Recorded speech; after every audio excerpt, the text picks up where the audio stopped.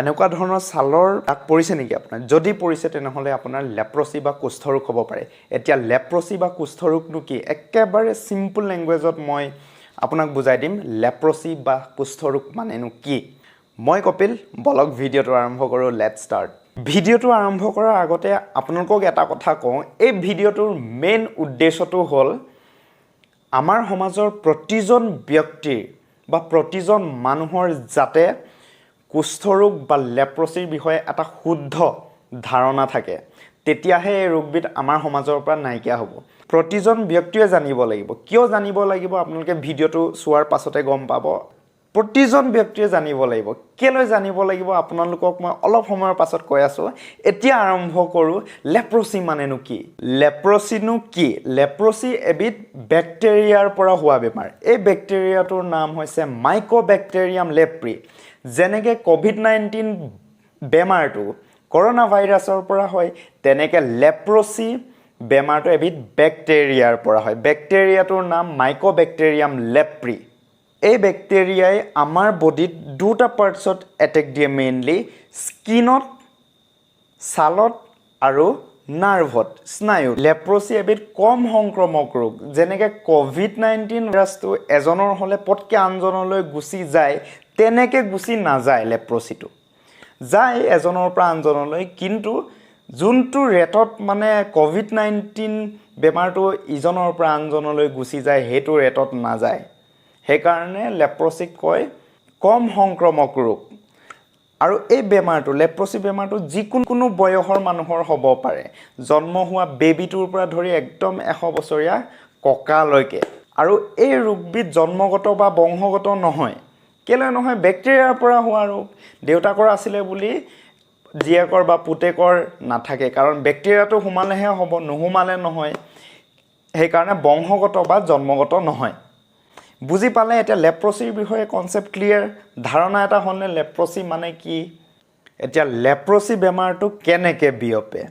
Treatment নকৰা ৰোগী এজনে যদি হাঁচিয়াই দিয়ে বা কাহি দিয়ে, তেতিয়া কি হ'ব? এই বেক্টেৰিয়াবিধ বায়ুমণ্ডললৈ গুচি যাব, এয়াৰলৈ যাব। সেই এয়াৰ যদি কোনোবা এজন সুস্থ মানুহে যদি লয়, তেতিয়াহ'লে উশাহেৰে সেই বেক্টেৰিয়াটো সোমাই লেপ্ৰচি পেচেণ্ট হৈ যাব এওঁ। কিন্তু এই বেমাৰ লক্ষণ দেখাবলৈ কিন্তু বহুত বছৰ লাগি যায়, 5-7 বছৰ লাগি যায়। কিছুমানৰতো বেছিয়ে লাগি যায়, মানে আজি সোমালে কাইলৈৰ পৰা যে হ'ব এনেকুৱা নহয়। এনেকৈ ক'ভিড বেমাৰটো বোলে এজনৰ লগত কালি কণ্টেক্ট থাকিলেও দুদিনৰ পাছত চিমটমছ দেখাবলৈ ল'লে, তেনেকুৱা নহয়। এইটো বছৰ লাগে। মানে শ্ল'লি গ্ৰ' কৰে বেক্টেৰিয়াটো, লাহে লাহে এই ভিতৰত কাম কৰি থাকে মিহি মিহিকৈ। এতিয়া আহোঁ লেপ্ৰচিৰ লক্ষণৰ বিষয়ে। কি লক্ষণ থাকিব পাৰে? মেইনলি ছালত দাগ পৰিব পাৰে। 2 নম্বৰ, টেমুনা উঠিব পাৰে বা গুটি উঠিব পাৰে। 3 নম্বৰ, বিকলাংগ বা ঘাঁ হ'ব পাৰে। আপোনালোকক মই শ্লাইডত দেখাই আছোঁ ফটো, কেনেকুৱা হ'ব পাৰে ছালৰ দাগটো বা টেমুনা, গুটি বা বিকলাংগ হ'লে কেনেকুৱা হ'ব, ঘাঁ হ'লে কেনেকুৱা হ'ব। আপোনালোকক ফটো মই দেখাম, ফটোটো চাই লওক আপোনালোক। কেনেকুৱা ধৰণৰ ছালৰ দাগ কুষ্ঠৰোগৰ ছালৰ দাগ নহয়, লেপ্ৰচিৰ ছালৰ দাগ নহয়। 3টা পইণ্ট আছে। 1 নম্বৰ হ'ল, যদি ছালৰ দাগটো জন্মৰ পৰাই আছে, তেনেহ'লে সেইটো লেপ্ৰচিৰ দাগ নহয়। 2 নম্বৰ, যদি ছালৰ দাগটো খজুৱাই বা বিষাই, বিষ আছে ছালৰ দাগটোৰ, তেনেহ'লে এইটো কুষ্ঠৰোগৰ লক্ষণ নহয়। 3 নম্বৰ, যদি ছালৰ দাগটো বগা হয় বা ক'লা হয় বা কাৰা ৰঙা হয়, মানে পুৰা লাল ৰেড, তেতিয়া এই 3টা যদি লক্ষণ থাকে, তেতিয়াহ'লে কুষ্ঠৰোগৰ ছালৰ দাগ নহয়। কুষ্ঠৰোগ সম্পূৰ্ণৰূপে ভাল হয়নে নহয়? যদি মাল্টি ড্ৰাগ ট্ৰিটমেণ্ট সময়মতে সম্পূৰ্ণ কৰে, তেতিয়াহ'লে কুষ্ঠৰোগ সম্পূৰ্ণকৈ ভাল হ'ব, কোনো প্ৰব্লেম নাই। সময়মতে সম্পূৰ্ণ কৰিব লাগিব। যেনেকৈ খাব দিছে তেনেকৈ খাব লাগিব, যিমানটো সময়লৈকে খাব লাগে সিমানটো খাব লাগিব, খেলি মেলি কৰিব নোৱাৰিব, তেতিয়া ধুনীয়াকৈ ভাল হৈ যাব, একো প্ৰব্লেম নাই। আনকি চৰকাৰী চিকিৎসালয়ত এইখিনি টেবলেটছ, যোনটো ট্ৰিটমেণ্ট, যোনখিনি কেপচুলছ আছে, সেইখিনি ফ্ৰীকৈও পোৱা যায়। এটা লাষ্ট পইণ্ট হ'ল, যদি কাৰোবাৰ কুষ্ঠৰোগ হৈ আছে আৰু এওঁ যদি প্ৰথম ট্ৰিটমেণ্টটো আজি ল'লে, আজি টেবলেটটো খালে আৰু প্ৰথম দিনাৰ পৰা, তেতিয়া 3 পৰা 7 দিনৰ ভিতৰত এওঁ কুষ্ঠৰোগটো বেলেগক বিয়পাব নোৱাৰে আৰু ট্ৰিটমেণ্ট কৰি থকা কুষ্ঠৰোগী এজনে বেলেগক কুষ্ঠৰোগ দিব নোৱাৰে। সেইকাৰণে কুষ্ঠৰোগীজনক ভয় বা মানে ঘৃণা কৰিব নালাগে। আমি টেবলেটখিনি খোৱাৰ পাছত মানে এওঁ বিয়পাব নোৱাৰে বেমাৰটো, বেলেগলৈ দি নিদিয়ে, বেলেগৰ তালৈ যাব নোৱাৰে বা পৰিয়ালৰ সদস্যলৈ সেই বেমাৰটো নাহেগে। সেইকাৰণে আমি ঘৰতে চিকিৎসা কৰিব পাৰোঁ। এই লেপ্ৰচিৰ এইখিনি কথা সকলোৱে জানিব লাগিব। কিয় জানিব লাগিব?